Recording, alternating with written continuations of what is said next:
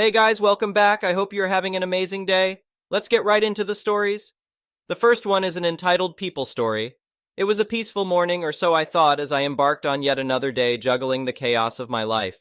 The past few weeks had been overwhelming. My wife's mother was critically ill, my wife was spending most of her time at the hospital, and our 4 young children were testing the limits of my parenting abilities. As if fate wanted to challenge me further, my washing machine decided to call it quits, adding mountains of laundry to my growing list of problems. In a desperate attempt to tackle the towering laundry pile, I loaded the 2 oldest kids onto the school bus and packed the younger ones and the laundry into my trusty van. The local laundromat became our temporary refuge. As the kids played in the play area, I fervently stuffed the machines with quarters, praying for some respite from the chaos that had consumed my life. After what felt like an eternity and a small fortune spent, we were finally on our way back home. Although closer to lunchtime than breakfast, my exhausted and hungry children pleaded for eggs and bacon. It seemed like a perfect distraction from the mounting challenges, so I obliged and decided to park the van on the lawn while we unloaded and indulged in a breakfast feast. Unbeknownst to me, this seemingly harmless act would set in motion a chain of events that would leave me stunned and furious. Amidst the joyful chaos of breakfast preparation, I heard an unfamiliar sound, a deep rumble approaching the driveway. Curiosity piqued, I brushed it off, assuming it was nothing of consequence. But then my 4-year-old pointed out the window and exclaimed, "Daddy, someone is taking our car!" In an instant, panic seized me, and I dashed outside, spatula in hand, half-cooked pancake forgotten on the stove. The sight that met my eyes was infuriating and bewildering. A tow truck was driving away, my beloved van hitched to its back.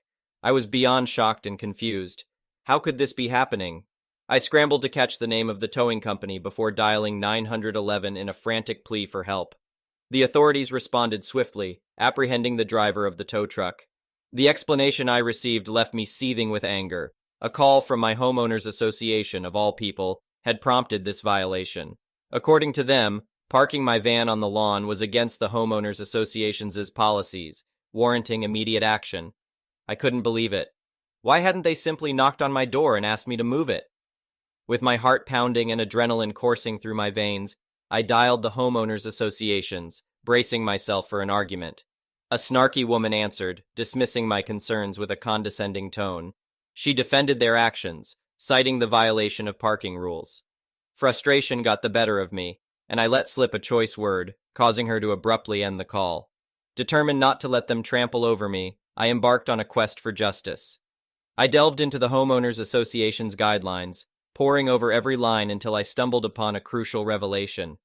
Their own handbook stipulated that first-time offenses warranted a warning before any punitive measures. Armed with this information and the evidence from my driveway cameras, I sent them an email that left no room for doubt. I demanded not only reimbursement, but also an admission of fault, threatening legal action if they refused to comply. The response was slow in coming, suggesting they were strategizing how to counter my claims.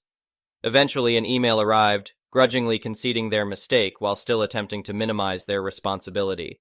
They agreed to reimburse me partially, citing my initial violation as justification for the reduced amount. I accepted their offer begrudgingly, feeling both vindicated and aware of the uphill battle against an organization that held seemingly godlike power. A week later, the reimbursement arrived, providing a glimmer of satisfaction amidst the turmoil. I tucked the incident away, keeping it from my wife, hoping to shield her from additional stress. However, secrets have a way of revealing themselves, and it was our youngest who inadvertently spilled the beans. I faced my wife's disappointment and her realization that our yard bore the scars of the tow truck's intrusion.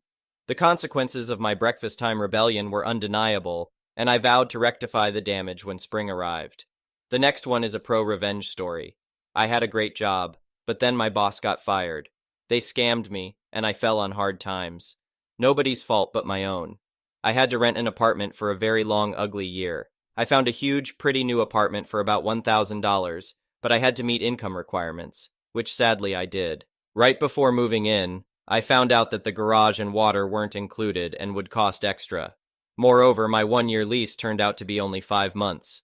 It was too late to do anything about it, so I had to accept it. Then I discovered that I wasn't allowed to use my own washer and dryer, but had to pay $100 per month for theirs. $100 a month? Okay, fine, whatever. It turned out this was all part of their plan. That's how they get you.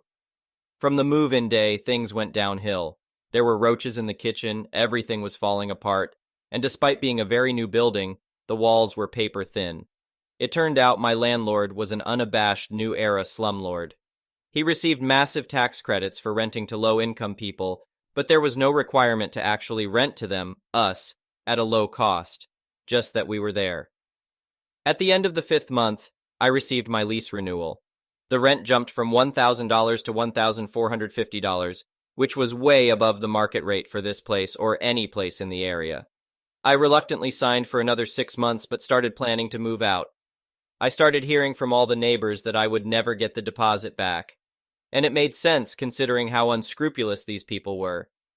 I made friends with everyone in the office, kept my place clean, and stayed out of trouble.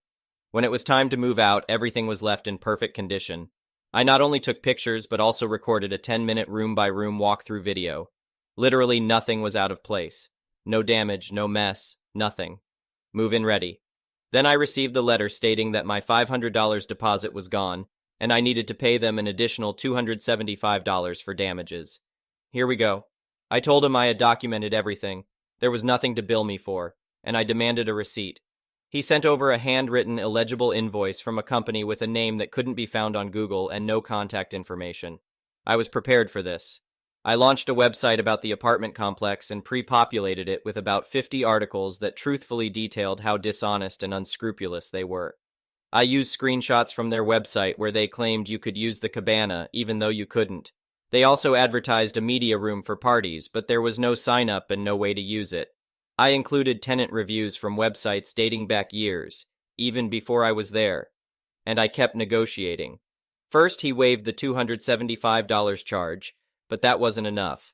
I wanted my $500 back, and I was determined enough to fight for it. Meanwhile, because of my new job in SEO, I was able to outrank him in searches for his own apartment building. If you Googled it during your apartment search, you would find my site about how terrible it was at #1, not his official site at around #4. We talked on the phone, and while he was still unaware of the site, I was rolling out a new article every day. He offered to settle at keeping $300. I told him I needed the full amount, and that was that. Anything less would result in continued action, and I knew he didn't know what I meant by that. He eventually mailed a $200 check, still unaware of my site. Well, I had to fix that. I called a former neighbor and told them the situation. She was a busybody, and sure enough, 2 days later, I got a furious call, not from the manager, but from the owner. This guy owned a dozen properties like this, each with 300, 500 units, and now I was wasting his personal time. Things were getting interesting. I explained what had happened, but he already knew, and by that point, 30 articles had been published, some of which were picked up by other websites, which I may or may not have contributed to at the time. I never lied, I never exaggerated, I simply reported the honest truth. There were no legally actionable problems on the horizon. He said, "Look, I'll give you the $300, just take down the website." I explained that I couldn't do that. They had the opportunity to do the right thing before the site went up, but taking it down now would be akin to extortion, which would be illegal. Over the next week, with another 7 articles dropping like clockwork, he tried 10 different ways to goad me into extorting him, but I wasn't interested.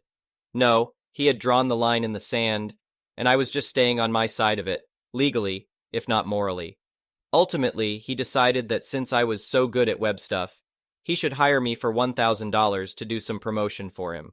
I said, "Okay, but you know this is totally separate from my site and our disagreement," and he agreed. I met him at his office, we worked out a plan, I did about 30 minutes of work, and he cut me a check for $1,000. So what did I do with the website? Well, I certainly didn't take it down. We agreed that was separate. But I didn't add any new content and turned off the auto-renewal, so around 10 months later, it faded away. Fair is fair, right? The next one is a petty revenge story. In the late 90s, I was able to get a job at Macy's Herald Square with the help of a family member. For this job, I was allowed to wear jeans and tops of the brand I was working for as a specialist. Otherwise, it was business attire. On this particular day, I was there for orientation, and we were given a lunch break. During the break, I decided to go for a walk. I was 18 years old and wanted to make a good impression since I had family working there. So I called my mother, and she told me to pick out what I liked, and she would buy it for me after work. I went to look at suits and had some fitted without any problem. However, things became problematic when I reached the shoe department. I was overwhelmed by the variety of expensive shoes and sneakers. I looked around for someone to assist me, but to no avail. I spotted a salesman and asked him for help, but he ignored me. Luckily, a manager noticed my predicament and asked if I needed assistance.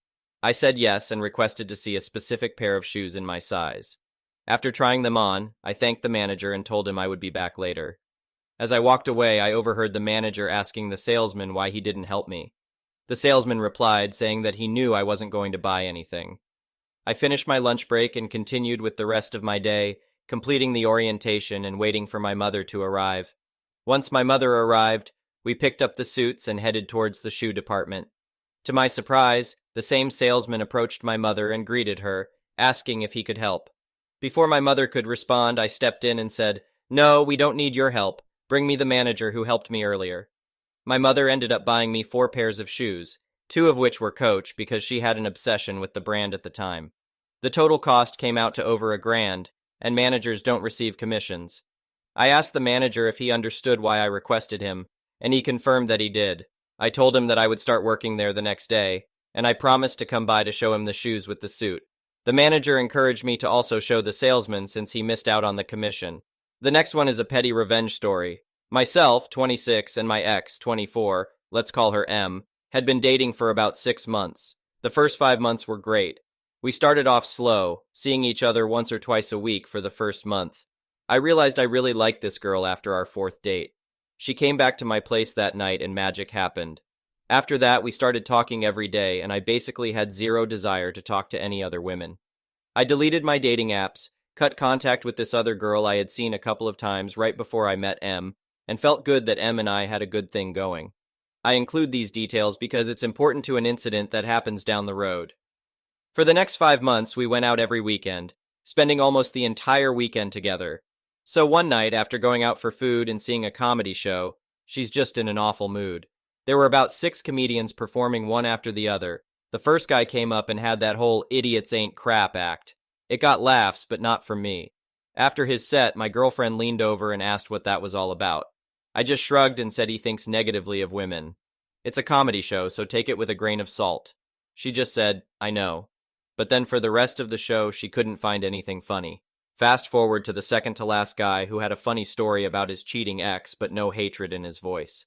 He seemed over it and did not badmouth her at all, especially compared to the first guy.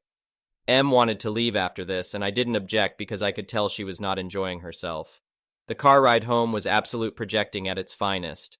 For 15 minutes, I was hit with accusations of finding misogyny to be okay, and that I'm probably cheating on her because all men do it. While I was driving, I literally unlocked my phone, telling her to look through my texts. It wasn't enough. I dropped her off, and she said we're finished, and that she had never seen this side of me before. I sat there shocked and at a loss for words. She got out and didn't turn back, just walked into her house. Not gonna lie, I cried on the drive home once I was out of her presence. It was that helpless feeling of thinking you did everything right, but realizing it's not going to work. A month passes by, and I sort of am over it. I had reached out once, being ignored, and then the feelings dissipated gradually with no contact between us. Hindsight really is an idiot. Why didn't I see through the BS sooner? Fast forward to a Friday night where I'm just hanging out with a couple of buddies. I get a call from an unknown number. I ignore it. 5 minutes later, a text. "Hey man, I think you and I should talk. You know M, I saw her text between you two, and I think you're gonna enjoy this." I could feel this grin coming across my face as I realized what was happening. I knew before he told me. I call him and he basically told me that she was playing both of us, except this dude had a far worse end of the stick. Come to find out, they've been married for 2 years, and he was home in Brazil taking care of his dying mother for the last 6 months. He reassured me he was not mad at me and that he knew I was a good guy. I just felt bad for the guy at this point. Here's the best part. He then explains to me that this past weekend, they drove, in his registered car, about 6 hours out of town for a concert and a weekend getaway. At the concert, her phone died, and he went to use the bathroom. He slipped away, drove back home in his car, and packed all her stuff up out of their house. He then drove another 90 minutes to her parents' house, explaining the whole situation and dropping all her stuff off there. He blocked her number after she demanded he pay for her flight home. Let's just say her parents aren't too proud of their daughter's decisions and have reached out to her husband numerous times begging for his forgiveness. What a guy to reach out to me and share his delicious shenanigans. Still friends. The next one is an entitled people story. I, 27F, have a cousin, 26F, with whom I was really close. People often mistook us for sisters, but things changed in high school. She became a completely different person from what she used to be. It got to the point where she used her strong hair relaxer on me, mine was a mild one, just to see me suffer. She did this because she started dating my ex-boyfriend while we were still together. As a result, I had to cut my hair since it became damaged and started falling out. After that, she would intentionally steal my friends and boyfriends just to spite me. However, I refused to let it affect me. From 2018 until late 2019, I dated my ex, 33M, and during that time, she hooked up with him and they got together. She thought this would hurt me, but I wasn't bothered at all. In fact, she started harassing me by sending pictures of them together, and even left a black voodoo doll on my balcony. I had to get a restraining order due to the harassment, which lasted for 6 months, ending in 2020. Now, in the present, she recently got engaged and announced it on Facebook. Although I don't have an account, my friends and family informed me about it. She planned to have a Christmas wedding. During a recent family dinner, she shocked everyone by asking me to be her maid of honor, saying, "Thanks to you we met." There was silence as everyone waited for my response, but I simply and firmly said no. She asked why, and I gave her a look that conveyed, "You know exactly why." She then insisted that it would be a chance for us to bond again. I made it clear that I wouldn't do it and suggested she choose someone else since I would be away on a trip during her wedding day. She started crying, attempting to manipulate me, and said that if I couldn't fulfill this role, I would be uninvited to the wedding. I replied, "Fine by me," and without waiting for her response, I left her with a surprised Pikachu face. When I got home, I received angry texts from my family, telling me to be the bigger person and do this for her. Toxic much? Well, that's what happens when you're raised in a Latino household. I explained my decision to some friends and my boyfriend, 28M, and they reassured me that I did the right thing by declining. I don't care about being seen as the villain in the family. I am simply avoiding drama and toxicity. I'm prioritizing my own well-being. The next one is an entitled parent story. In healthcare, one of the most difficult things to deal with is the family members of patients. They are understandably angry, upset, grieving, devastated, and often feel helpless. Most of the time, I try to understand this and not get too annoyed when family causes problems. But these parents were on another level. One of my patients was an 18-year-old woman who had a pelvic infection. She got very sick and required a moderate stay in the hospital. She was a dream patient, open, honest, and generally a lovely person. Her parents were none of these things. Every day they would come in and start demanding this, that, or the other thing from the nurses on the wards. They wanted an extra bed in the room so the mother could stay overnight. Honestly, it's COVID times. You're lucky you're even allowed to visit. In many places, no visitors are allowed. You can't stay overnight. They were rude to the student nurse who was doing their daughter's OBIS, to the point that the charge nurse moved the student nurse to a different set of patients to get her away from them. But when the doctors were around, they were the sweetest people you ever met, right up until we were out of sight, or we said no to one of their requests. They were disruptive, loud, and just generally obnoxious people. Thankfully, their daughter was aware of their crappy behavior and had informed us that she didn't want them to be told anything about her condition unless she approved it. She was a legal adult, so she was entitled to her privacy. This wasn't a huge issue to begin with, as she shared most of the details with them, but then her mother Googled pelvic infections and discovered that gasp sometimes they can be caused by sexually transmitted infections. As far as she was then concerned, we had screwed up and gotten the diagnosis wrong, because there was no way there was any possibility that her angel had even thought of having sex with a boy. They demanded to see their daughter's medical records so they could prove that we were lying about the infection. Politely telling them to leave was the highlight of my week. Unfortunately, that wasn't the end of it. They came in the next day with legal papers trying to demand we hand over the medical records. Turns out they'd lied to the lawyer because the papers were for a minor still under the guardianship of the parents, not a grown-ass woman. They then threatened to sue each of us individually. This isn't America. You can't just sue doctors randomly. They then tried to get some crackpot alternative doctor in to check her hymen.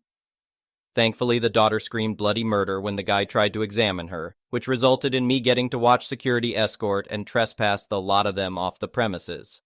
I honestly hope she presses charges for that. The next one is an entitled parents story, so I've been told to share this. Not sure if anyone will be interested. This is about my adoptive mother.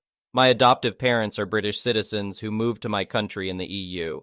They adopted me actually expecting mental disabilities, but I was just profoundly deaf. You would think that would be easier, so I got enrolled in deaf schools where I learned sign language, but my mother decided it was too hard for her to learn sign language and actually banned me from using it in the house. I had to mime or point at things until I could start writing, upon which I carried around a notebook everywhere. If I did try to sign, I was called disrespectful for not including her in the conversation. In a strange way, this made my written language skills very good as well as my lip-reading skills, which many deaf people have challenges with. It was very difficult and upsetting living with her. My adoptive father was nice, but he just listened to whatever she wanted, so he became a bad parent too. I went to university and limited contact with them. The one time I tried to visit them for the holidays, I returned to a house with a stranger family. My adoptive parents had moved back to Britain without telling me. Thank you for watching. I would really appreciate it if you could like the video and subscribe to our channel if you haven't already.